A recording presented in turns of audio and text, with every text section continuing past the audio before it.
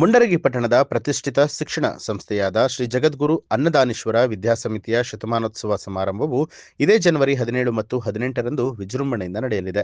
ಈ ಹಿನ್ನೆಲೆಯಲ್ಲಿ ಸಂಸ್ಥೆಯಲ್ಲಿ ವಿದ್ಯಾಭ್ಯಾಸ ಪಡೆದ ಎಲ್ಲ ಹಳೆಯ ವಿದ್ಯಾರ್ಥಿಗಳು ಸಮಾರಂಭದಲ್ಲಿ ಭಾಗವಹಿಸಿ ಕಾರ್ಯಕ್ರಮವನ್ನು ಯಶಸ್ವಿಗೊಳಿಸಬೇಕು ಅಂತ ಹೇಳಿ ಸಂಸ್ಥೆಯ ಆಡಳಿತ ಮಂಡಳಿ ಮನವಿ ಮಾಡಿದೆ. ಈ ಕುರಿತು ಜಗದ್ಗುರು ಅನ್ನದಾನೀಶ್ವರ ಪದವಿ ಪೂರ್ವ ಮಹಾವಿದ್ಯಾಲಯದ ನೂತನ ಕಟ್ಟಡದಲ್ಲಿ ನಡೆದ ಪತ್ರಿಕಾಗೋಷ್ಠಿಯನ್ನು ಉದ್ದೇಶಿಸಿ ಮಾತನಾಡಿದಂತಹ ಸಂಸ್ಥೆಯ ಅಧ್ಯಕ್ಷರು ಹಾಗೂ ಶ್ರೀಮಠದ ಪೀಠಾಧಿಪತಿಗಳಾದ ಶ್ರೀ ಮ.ನಿ.ಪ್ರ. ಜಗದ್ಗುರು ನಾಡೋಜ ಡಾಕ್ಟರ್ ಅನ್ನದಾನೀಶ್ವರ ಮಹಾಶಿವಯೋಗಿಗಳು 1969ರಲ್ಲಿ ಒಂದೇ ಒಂದು ಶಿಕ್ಷಣ ಸಂಸ್ಥೆಯಿಂದ ಆರಂಭವಾದಂಥ ಅನ್ನದಾನೀಶ್ವರ ವಿದ್ಯಾಸಂಸ್ಥೆ ಇಂದು 33ಕ್ಕೂ ಹೆಚ್ಚು ಶಿಕ್ಷಣ ಸಂಸ್ಥೆಗಳನ್ನು ಒಳಗೊಂಡು ಹೆಮ್ಮರವಾಗಿ ಬೆಳೆದು ನಿಂತಿದೆ ಅಂತ ಹೇಳಿದರು. ಇನ್ನು ಉತ್ತರಾಧಿಕಾರಿಗಳಾದ ಶ್ರೀ ಮ.ನಿ.ಪ್ರ. ಮಲ್ಲಿಕಾರ್ಜುನ ಮಹಾಸ್ವಾಮೀಜಿಗಳು ಮಾತನಾಡಿ, ಲಾಭದತ್ತ ಮಾತ್ರ ಗಮನ ಹರಿಸದೆ ಗ್ರಾಮೀಣ ಹಾಗೂ ಹಿಂದುಳಿದ ವರ್ಗದ ವಿದ್ಯಾರ್ಥಿಗಳಿಗೆ ಶಿಕ್ಷಣ ನೀಡುವಂಥ ಮಹತ್ವದ ಕಾರ್ಯವನ್ನ ಸಂಸ್ಥೆ ಮಾಡ್ತಾ ಇದೆ ಅಂತ ಹೇಳಿದರು. ಸಂಸ್ಥೆಯಲ್ಲಿ ವಿದ್ಯೆ ಕಲಿತ ಪ್ರತಿಯೊಬ್ಬ ವಿದ್ಯಾರ್ಥಿಯೂ ಕೂಡ ಶತಮಾನೋತ್ಸವ ಸಮಾರಂಭದಲ್ಲಿ ಭಾಗಿಯಾಗಬೇಕು ಅಂತ ಹೇಳಿ ಕರೆ ಕೊಟ್ಟರು.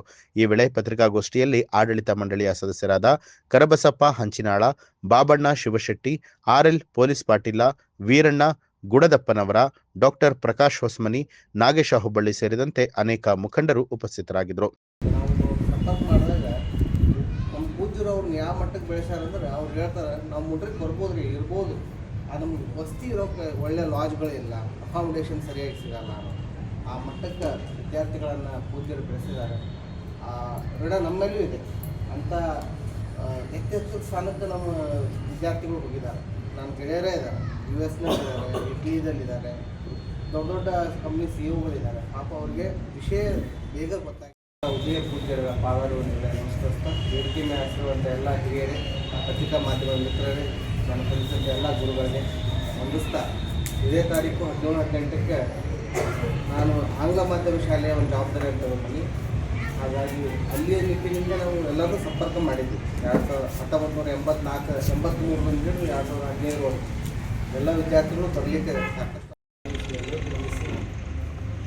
ಮುಖ್ಯವಾಗಿ ನಾವು ಎಲ್ಲ ಹಿರಿಯ ವಿದ್ಯಾರ್ಥಿಗಳಿಗೆ ಆಮಂತ್ರಣ ಪತ್ರಿಕೆ ಮುಟ್ಟಿಸ್ಲಿಕ್ಕೆ ಆಗಲ್ಲ.